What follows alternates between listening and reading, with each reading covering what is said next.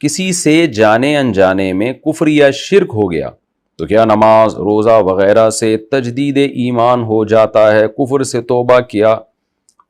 توبہ کیا 2 رکعت نماز پڑھ کر ہی کرنی ہوگی؟ دیکھیں، ہر بڑے سے بڑے گناہ کو اللہ تعالیٰ توبہ کے ذریعے معاف کر دیتے ہیں. ہاں، یہ ضرور ہے کہ کچھ گناہ ایسے ہیں کہ جن میں توبہ کے علاوہ کفارہ بھی ہوتا ہے، کچھ گناہ ایسے ہیں جن میں توبہ کے علاوہ پھر جو گناہ ہوا ہے اس کی قضا بھی، یعنی اس کی تلافی بھی ہوتی ہے.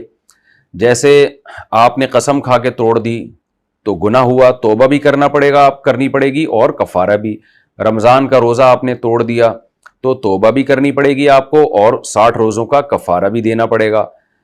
تو اور کچھ، یہ تو کفارے کی مثال آ گئی. کچھ گناہ ایسے ہیں کہ جن میں آپ کو اس کا یعنی تلافی بھی کرنی پڑتی ہے. مثال کے طور پر آپ نے کسی سے پیسے کھائے، غصب کیے، چوری کی آپ نے، تو صرف توبہ کافی نہیں ہے بلکہ اس کے پیسے لوٹانے پڑیں گے یا معاف کروانا پڑے گا.